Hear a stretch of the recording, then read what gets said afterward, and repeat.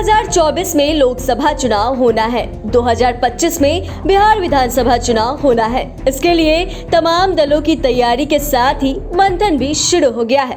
लेकिन इसके पहले 2023 में क्या होगा, यह बड़ा सवाल बिहार की सियासत को लेकर सियासी गलियारे में उठ रहा है। हालांकि हर कोई तमाम एक्टिविटीज पर अपनी नजर बनाए हुए है और वेट एंड वॉच की भूमिका में है। दरअसल लोकसभा और बिहार विधानसभा चुनाव को लेकर छोटी से लेकर बड़ी पार्टियां अपने हाथ पैर चलाने लगी है। यात्रा, रैली से लेकर महाधिवेशन का दौर शुरू हो गया है। आज ही पटना में वाम दलों ने अपना शक्ति प्रदर्शन किया। गांधी मैदान में सीपीआई माले की ओर से रैली का आयोजन किया गया। इसमें राज्य भर के नेता से लेकर कार्यकर्ता तक जुटे। अब 16 फरवरी से वाम दलों का महाधिवेशन शुरू हो रहा है। यह महाधिवेशन 5 दिनों का होगा, यानी इसका समापन 20 फरवरी को होगा। लेकिन इसके पहले एक नए सियासी वाकये में अपने पिता लालू यादव से मिलने के बाद तुरंत बाद बिहार के डिप्टी सीएम तेजस्वी यादव ने दिल्ली के सीएम अरविंद केजरीवाल से मुलाकात की है।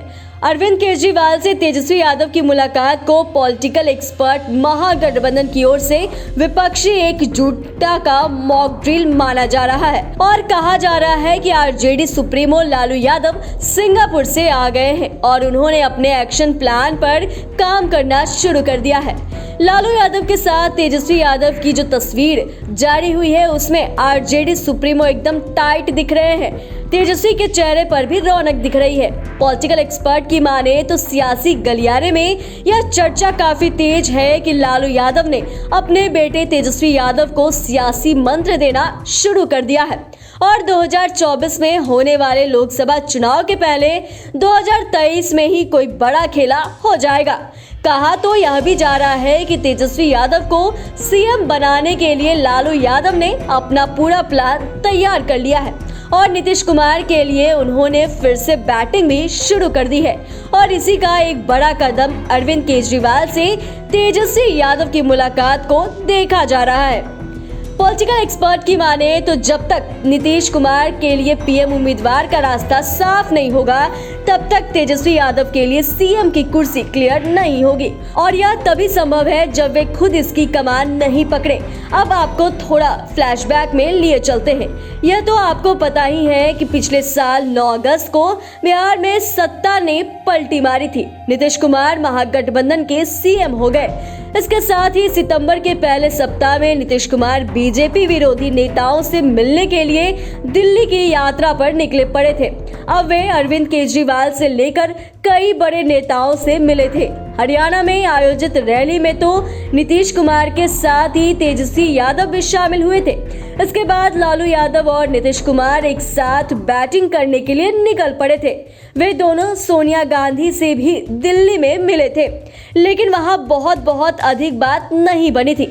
दरअसल यह 25 सितंबर 2023 का वाकया है। उसी दिन वे नीतीश कुमार के साथ सोनिया गांधी के आवास पर पहुंचे थे। पॉलिटिकल एक्सपर्ट की माने तो लालू यादव का यह एक्टिव मोड बिहार पॉलिटिक्स के साथ साथ नेशनल पॉलिटिक्स के लिए था। लालू की यह बैटिंग नेशनल पॉलिटिक्स में नीतीश कुमार की एंट्री के लिए थी। उस दिन लालू यादव ने दिल्ली मीडिया को भी 2 टूक सुना दिया था कि अब की बार दिल्ली में नीतीश कुमार। यह सब पर ब्रेक तब लग गया जब लालू यादव बीमार पड़ गए और किडनी ट्रांसप्लांट की बात आ गई। इसमें लगभग 4 माह गुजर गए। इनमें से लगभग 2.5 माह तक लालू यादव सिंगापुर में ही रह गए और अब वे किडनी ट्रांसप्लांट कराकर भारत लौट आए हैं। ऐसे में कहा जा रहा है कि लालू यादव एक बार फिर नीतीश कुमार के लिए बैटिंग शुरू करने वाले हैं। वहीं नीतीश कुमार भी स्थिति परिस्थिति को देखते हुए साइंटिफिक तरीके से आगे बढ़ रहे हैं। हालांकि वे नपे तुले अंदाज में बीजेपी और नरेंद्र मोदी पर निशाना साध रहे हैं, जबकि जदयू के राष्ट्रीय अध्यक्ष ललन सिंह और प्रदेश अध्यक्ष उमेश कुशवाहा जोरदार ढंग से हमले कर रहे हैं। पॉलिटिकल एक्सपर्ट भी मानते हैं कि कांग्रेस से इतर नीतीश कुमार अघोषित रूप से पीएम उम्मीदवार बन चुके हैं।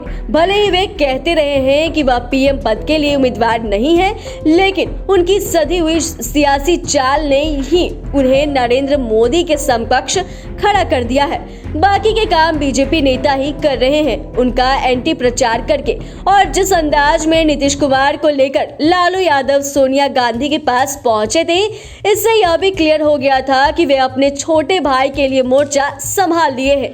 साथ ही बीजेपी की घेराबंदी भी उन्होंने शुरू कर दी थी और वे अब उसी मोड़ से इसे नए सिरे से रफ्तार देने की रणनीति में जुट गए हैं। दरअसल लालू यादव एक तीर से कई निशाना एक साथ साध रहे हैं। पॉलिटिकल एक्सपर्ट की माने तो नीतीश कुमार की बैटिंग के पीछे भी उनका ही फायदा है। नीतीश कुमार के नेशनल पॉलिटिक्स में जाने के बाद तेजस्वी को पूरा बिहार मिल जाएगा। वे खुद से बैटिंग भी करेंगे और अपनी इच्छा अनुसार फील्डिंग भी सजाएंगे। और बीजेपी भी अच्छी प्रकार से जानते हैं कि लालू यादव को कमजोर समझना बड़ी भूल होगी। यही वजह है कि लालू यादव के खिलाफ केंद्र की जांच एजेंसियां फिर से एक्टिव हो गई है। लेकिन बीजेपी से लेकर पॉलिटिकल एक्सपर्ट को भी पता है कि लालू यादव को किसी एजेंसी से अब डर नहीं है। वे शुरुआती दिनों में नहीं डरे तो अब अपने जीवन के उतार में क्या डरेंगे। बहरहाल पॉलिटिकल एक्सपर्ट भी मानते हैं कि कांग्रेस से यदि नेशनल लेवल पर बात बन गई तो फिर ममता बनर्जी, केसीआर और अरविंद केजरीवाल को मनाना लालू यादव के लिए आसान हो जाएगा। अखिलेश यादव को जब लालू यादव कहेंगे वे तब मान जाएंगे और इसे लेकर तेजस्वी यादव ने सियासी मॉक ड्रिल शुरू भी कर दिया है। दिल्ली में अरविंद केजरीवाल और तेजस्वी यादव की मुलाकात को पॉजिटिव में वे देखा जा रहा है, क्योंकि इस मुलाकात को दोनों नेताओं ने ट्वीट कर खुशी जाहिर की। यदि विपक्ष की एकजुटता में सफलता मिलती है तो लालू यादव के पास एक ही चुनौती रहेगी, वे नीतीश कुमार को किसी तरह यूपीए का अध्यक्ष बनवा दे।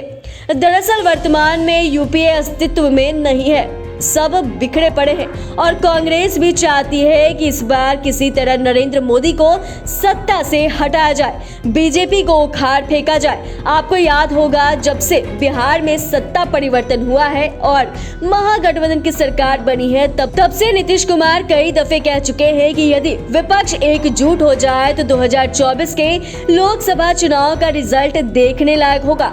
वहीं नीतीश कुमार ने हरियाणा के फतेहाबाद में आयोजित देवीलाल जयंती कार्यक्रम में आधा दर्जन विपक्षी नेताओं को भी दो टुक सुना दिया कि यदि विपक्ष एकजुट हो जाए तो 2024 में बीजेपी का जीतने की बात तो दूर, वह बुरी तरह हारेगी। इसके लिए उन्होंने इंडियन नेशनल लोक दल के सर्वेसर्वा ओम प्रकाश चौटाला से आग्रह भी किया कि आप सभी विपक्षी नेताओं को एकजुट कीजिए, फिर देखिए कैसा खेला होता है।